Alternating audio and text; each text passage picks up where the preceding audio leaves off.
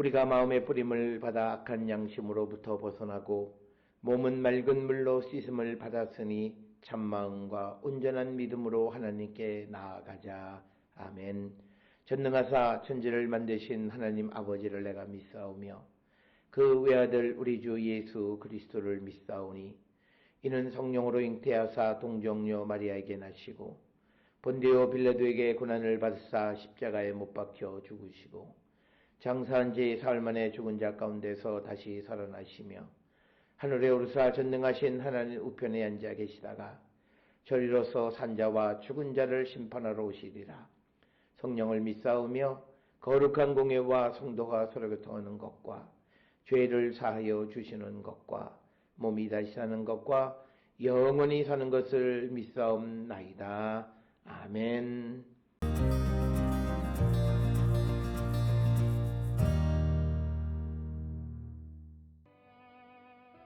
산염소가 새끼 치는 때를 내가 아느냐? 암사슴이 새끼 낳는 것을 내가 본 적이 있느냐? 그것이 몇 달 만에 만삭되는지 아느냐? 그 낳을 때를 아느냐? 그것들은 몸을 구부리고 새끼를 낳으니 그 괴로움이 지나가고 그 새끼는 강하여져서 빈들에서 크다가 나간 후에는 다시 돌아오지 아니하느니라. 누가 들나귀를 놓아 자유롭게 하였느냐? 누가 빠른 나귀에 매인 것을 풀었느냐? 내가 들을 그것의 집으로 소금 땅을 그것이 사는 처소로 삼았느니라. 들나귀는 성읍에서 짓거리는 소리를 비웃나니 나귀치는 사람이 지르는 소리는 그것에게 들리지 아니하며 초장 언덕으로 두루 다니며 여러 가지 푸른 풀을 찾느니라. 들소가 어찌 기꺼이 너를 위하여 일하겠으며 내 외양간에 머물겠느냐? 내가 능히 줄로 매어 들소가 이랑을 갈게 하겠느냐?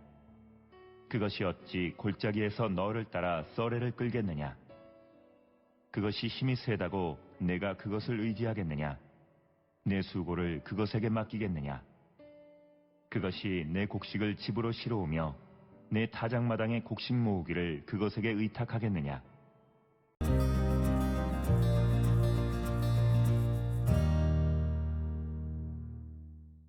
오늘 우리가 함께 읽은 욥기 39장 1절부터 12절에서 여호와께서 욥에 대한 질문을 계속 하시는데 여호와께서 산염소 또는 암사슴 그리고 들나귀 그리고 이제 9절 이하에 있는 들소 이런 야생 동물들의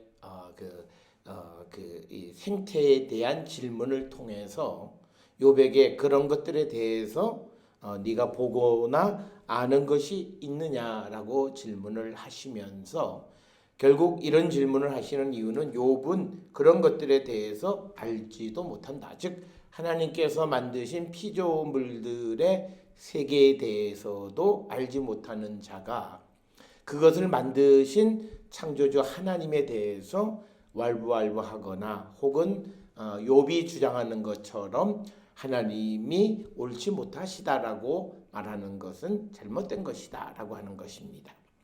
따라서 오늘 주시는 39장 1절부터 12절에 있는 말씀은 하나님께서 욥에게 질문을 하는 수사적인 질문을 통해서 욥 자신 스스로가 대답을 찾아가게끔 하시는 그런 방법을 통해서 욥으로 하여금 욥 자신이 얼마나 지혜가 없고 세상을 다 아는 것 같지만 그러나 결국은 하나님에 대해서는 제대로 알지 못하는 것을 이 야생 동물들의 생태에 대해서 알지 못하는 것을 통해서 깨닫게 하시는 그런 질문이 이 39장에 계속되어지는 그런 질문이 되겠습니다.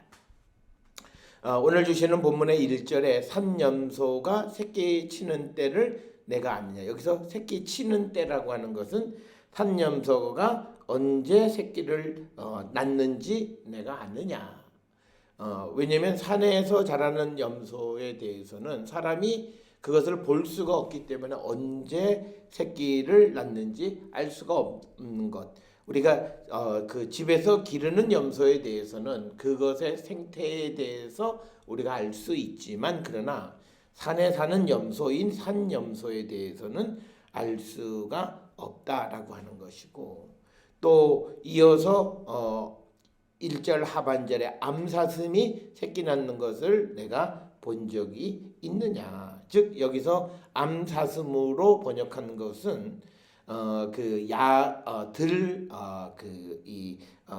염소 또는 들사슴 이렇게 번역하는 것이 훨씬 더 정확한 거죠. 그러니까 들에 사는 사슴이 새끼 난 것을 본 적이 있느냐. 또 산에 사는 염소가 새끼를 낳는 것이 언제인지 내가 아느냐라고 하는 이런 질문을 통해서 결국은 욥 스스로가 그것에 하나님의 질문에 대해서 대답을 하지 못하게끔 하는 그런 질문이 되겠고 2절에 계속해서 그것이 몇 달 만에 만삭되는지 아느냐 그 나을 때를 아느냐라고 하는 질문입니다. 즉 암사슴이 몇 달 만에 만삭이 돼서 그 새끼를 낳게 되는지 아느냐라고 하는 것을 욥에게 질문하시고 이것에 대해서 욥은 당연히 알 수가 없는 그런 상황이 되겠고 또 3절에 그것들은 몸을 구부리고 새끼를 낳으니 그 괴로움이 지나가고 그 새끼는 강하여져서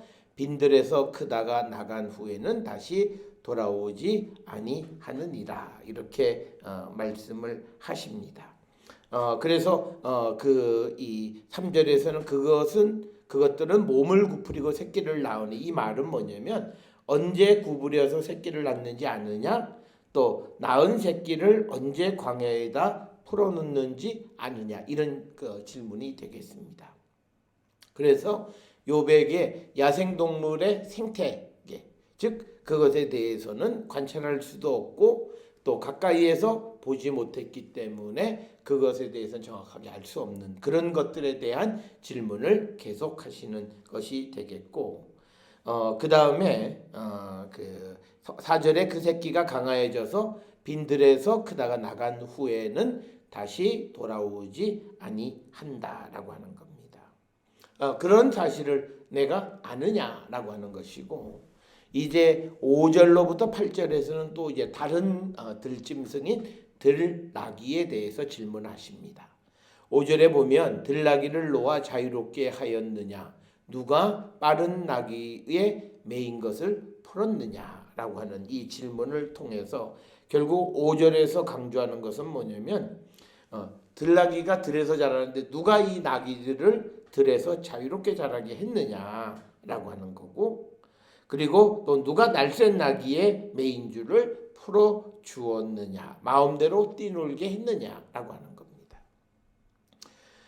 그리고 6절에서 내가 들을 그것의 집으로 소금 땅을 그것이 사는 처소로 삼았느니라. 즉 여기서 말하는 것은 하나님께서 들나귀들의 그 집이 들에서 그 들나귀들이 거주하게 하셨고 또 소금 땅을 그들의 거처로 처소로 삼게 하셨다. 그러니까 결국은 5절 6절에서 들나귀를 놓아서 자유롭게 하고 그 다음에 그 빠른 나귀에 매인 것을 풀어준 것은 하나님이시고 그래서 그 나귀들이 들에서 자라게끔 하신 것 역시도 하나님이시다라고 하는 것이고요.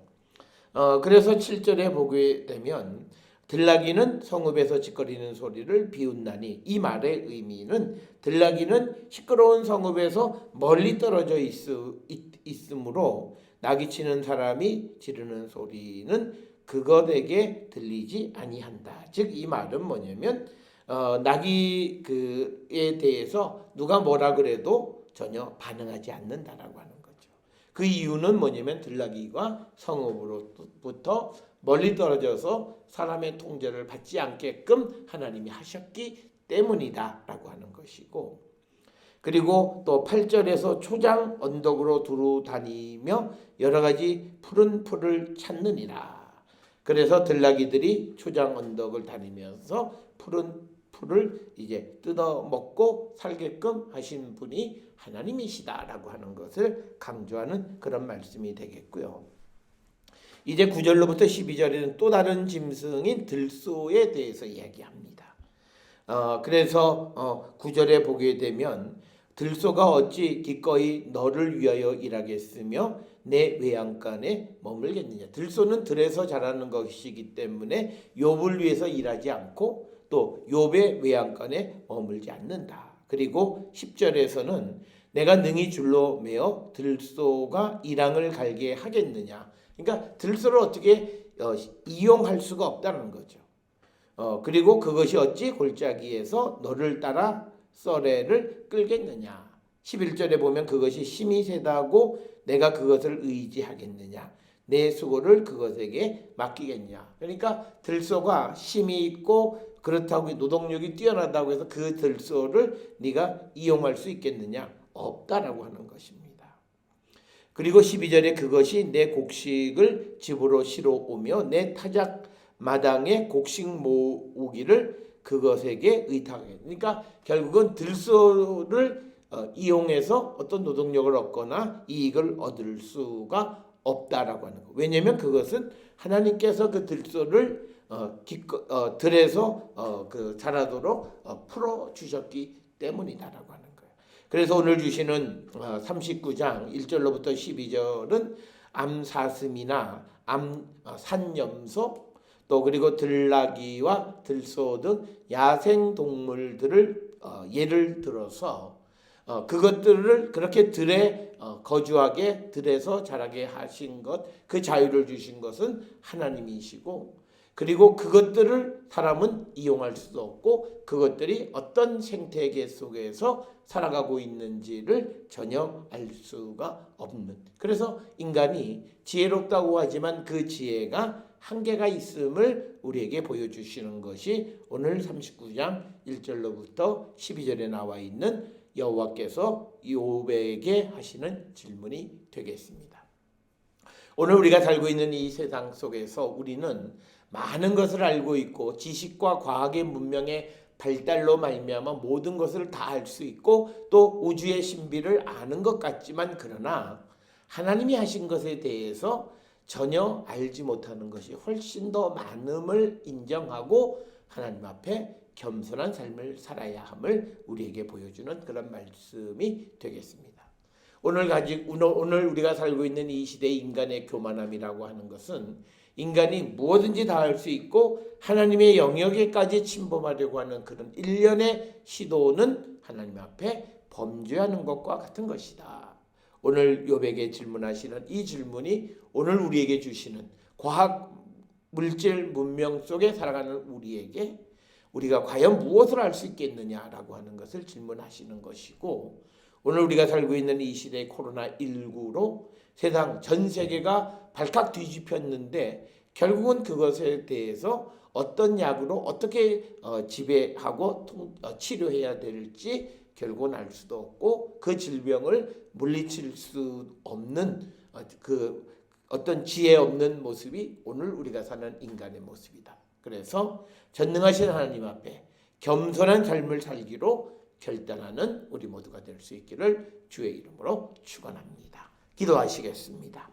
사랑과 은혜가 충만하신 아버지 하나님, 우리가 세상을 살아가며 많은 학문과 많은 문명 과학기술이 발달해서 세상의 모든 것을 다 아는 것 같지만 그러나 하나님 앞에 우리는 모든 것을 알지 못하는 자임을 겸손히 인정하는 겸손한 삶을 살아가는 우리 모두가 되게 인도하여 주시옵소서.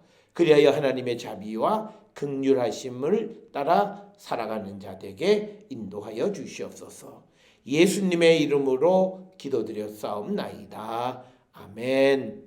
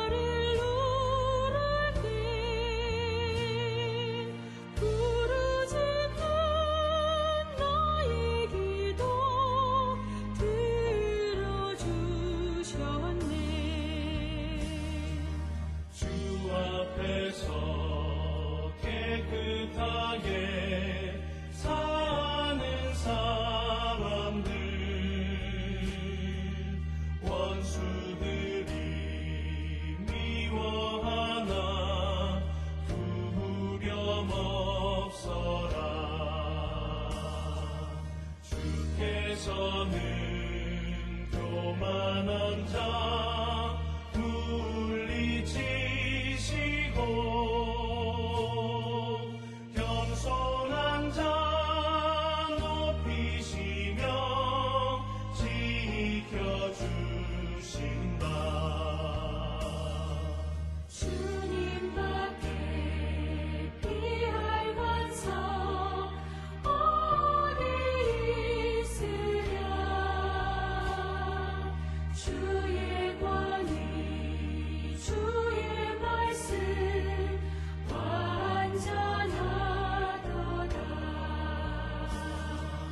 강한 발로 붙드시고 보호하시며 나의 길을 안전하게 인도하신다.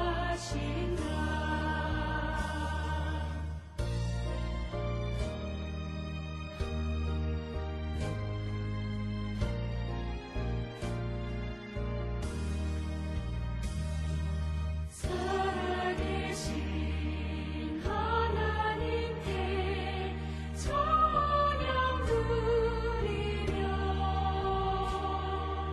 구원의 주 하나님께 감사드리세. 한결같은 사랑으로 인도하시며 큰 승리를 주신 주께 영광 돌리세.